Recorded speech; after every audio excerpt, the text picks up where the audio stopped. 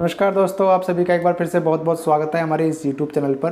दोस्तों जैसा कि हम पिछले 5-6 दिनों से कंटिन्यू बात कर रहे थे कि मार्केट जैसे ही 44,800 को ऊपर की तरफ इस लेवल को और नीचे की तरफ 44,200 का जो लेवल है इस लेवल को जिस साइड में ब्रेक करती है, ऊपर 44,800 को ब्रेक करती है या फिर नीचे 44,200 को मार्केट ब्रेक करती है तो फास्ट मूवमेंट हमें देखने के लिए मिल सकता है। जिसमें कि हमने पहले अपना टारगेट बनाया हुआ था इस लेवल का, यानी कि 44,000 का जो लेवल है साइकोलॉजी लेवल, वहाँ का हमारा पहला टारगेट था और यहाँ पे मार्केट ने 2-3 बार सपोर्ट भी लिया हुआ था। और दूसरा टारगेट था हमारा 43,855 का। ये दो टारगेट हमने निकाल कर रखे हुए थे नीचे की तरफ, और जो लास्ट हमारा टारगेट था वो था 43,666 का।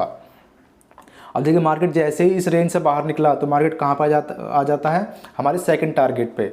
पहला टारगेट 44,000 का और दूसरा टारगेट 43,855 का। ये दोनों ही टारगेट हमें मार्केट फास्ट मूवमेंट में दे देता है, यानी कि ये जो हमारा लेवल था 43,855 का, यहाँ मार्केट लो लगा के ऊपर की तरफ चला जाता है। अब देखिए दोस्तों, मार्केट ऊपर तो जा रहा है लेकिन धीरे धीरे अगर आप इस कैंडल पर थोड़ा फोकस करें, कैंडल मार्केट किस तरह की बना रहा है। अभी मार्केट में जल्दी से ना ही तो कोई सेलर इकट्ठे हो पाए हैं, ना ही कोई बायर जमा हो पाए हैं। तो देखिए अभी यहाँ एक इन दोनों कैंडलों का ध्यान से देखें आप, तो इन दोनों ही कैंडलों पे इनडिसीजन कैंडल टाइप की कैंडल बनी हुई है। नीचे की तरफ से मार्केट ने वीक छोड़ा हुआ है और ऊपर की तरफ से भी, ये रेड कैंडल देखें या फिर ये ग्रीन कैंडल देखें, तो दोनों ही मार्केट जिस लेवल के आसपास ओपन होती हैं वहीं मार्केट अपने आप को क्लोज कर रही है पिछले 2-3 दिन से। कहने का मतलब ये है कि मार्केट चांसेस है कि अभी फिर से मंडे ट्यूसडे में हो सकता है इस तरह के कैंडल, जैसे रेड कैंडल बनी हुई है, इस तरह के कैंडल नीचे की तरफ फिर मार्केट फिर से बना दे। हो सकता है मार्केट फिर से एक ऐसी कैंडल बना दे, क्योंकि ऊपर की तरफ जो बायर धीरे धीरे ऐड हो रहे हैं वो एग्रेसिव बायर नहीं है, वो डर डर के ट्रेडिंग कर रहे हैं। अभी हमें इन कैंडल से ही पता चल रहा है कि अभी जो बड़ी क्वांटिटी में बायर हैं अभी जल्दी से ऐड नहीं हुए हैं। तो अब दोस्तों मैं आपसे एक रिक्वेस्ट करना चाहूँगा, चाहे अपसाइड का ट्रेड हो चाहे डाउन साइड का ट्रेड हो, क्वांटिटी अभी अपनी छोटी ही रखना। दूसरा, हम फिर से उसी रेंज के आसपास, रेंज के अंदर आ गए जहाँ हमने पहले भी कंसोलिडेशन 8-10 दिन किया हुआ था। इस रेंज के अंदर तो वैसे ही हम छोटी क्वांटिटी से ट्रेड करते हैं, ऊपर की तरफ हो चाहे नीचे की तरफ हो। अब कैंडल भी कुछ इस तरह की बन रही हैं, अगर आप ध्यान से देख पाएँ तो दोनों ही तरफ से आप समझ जाएंगे कि ना तो सेलर जल्दी से ऐड हो रहे हैं ना ही बायर हो रहे हैं।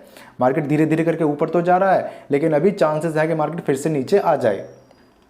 तो इसलिए दोस्तों मैं कहता हूँ कि पहले चार्ट को, अपने चार्ट को, सेटअप को डेली चार्ट पे समझो, फिर 15 मिनट के चार्ट पे, 5 मिनट के चार्ट पे उसे एनालाइज करो। चलिए 15 मिनट के चार्ट पे हम देख लेते हैं कि मार्केट को हम कैसे मंडे के सेशन में एनालाइज कर सकते हैं। अब आ जाते हैं 15 मिनट के चार्ट पे। ये सारी चीज़ें पहले मैं हटा देता हूँ। ये देखिए दोस्तों, ये सारी चीज़ें हमने हटा दी। अब मंडे के सेशन में मेरा क्या सेटअप होने वाला है कि मार्केट अगर 44,500 मार्केट मंडे के सेशन में 44,500 और नीचे की तरफ 44,400, यानी कि कल की क्लोजिंग के आसपास इस रेंज में मार्केट अगर ओपन होता है और यहाँ पे आधे 1 घंटे सस्टेन करता है, उसके बाद 500 को ब्रेक करेगा और 500 के ऊपर जाकर 1-2 कैंडल क्लोज कर जाएगी। मैं ये नहीं कहेगा जैसे 500 को ब्रेक करेगा तो ही ट्रेड ले लूँगा। मैं 400 और 500 के आसपास कोई रेंज बनाए पहले और फिर 500 के ऊपर 1-2 कैंडल क्लोज कर जाए तब मैं ऊपर की तरफ ट्रेड लूँगा, जिसमें मेरा पहला टारगेट होगा 44,600 का और दूसरा टारगेट होगा 44,755 का, 722 का।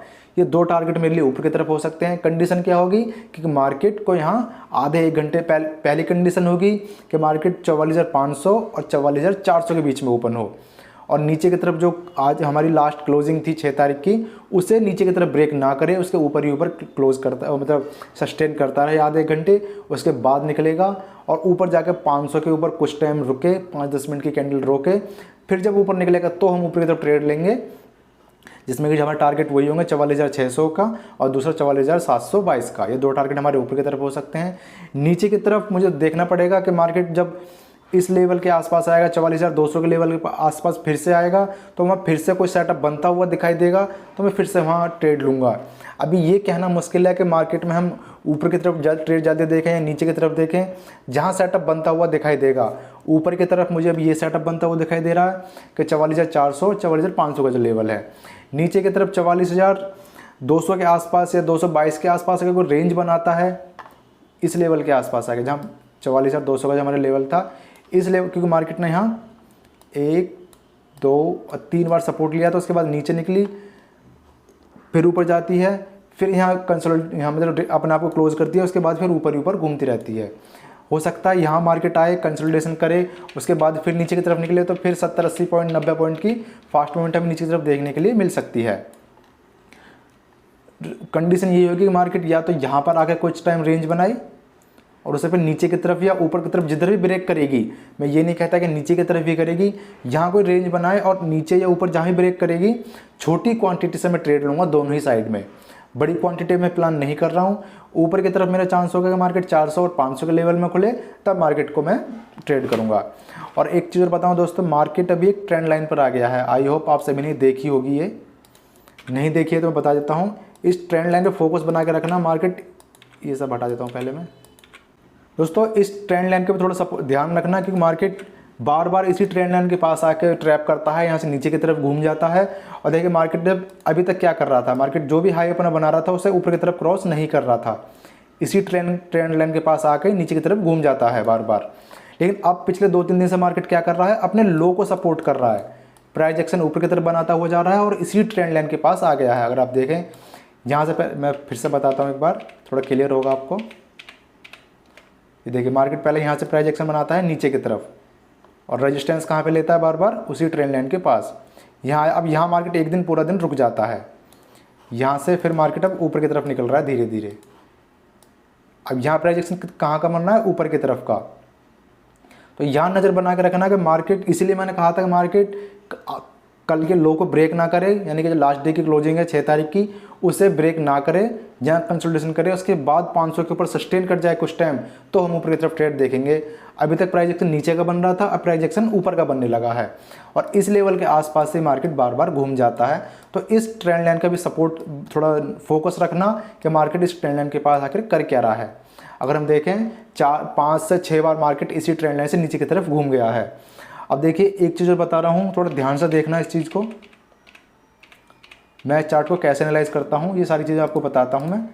अब देखिए इस बार मार्केट जब इस ट्रेंड लाइन के पास गई तो क्या कंडीशन बनी है, और पहले भी जब 4-5 बार गई है तो क्या कंडीशन बनती है।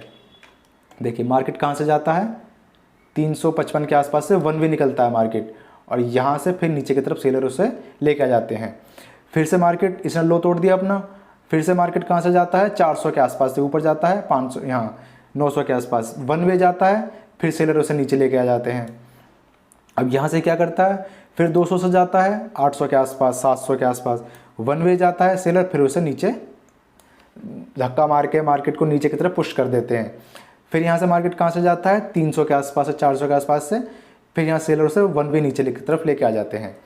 यहाँ प्राइस एक्शन नीचे का बन रहा था और मार्केट वन वे जा रही थी सीधी, मतलब ना कोई प्राइस एक्शन था ना कोई सेटअप था, वन वे जा रही थी। वन वे मार्केट को हम कभी छेड़ते भी नहीं है। अब क्या करा मार्केट ने, यहाँ प्राइस एक्शन बना रही है ऊपर की तरफ।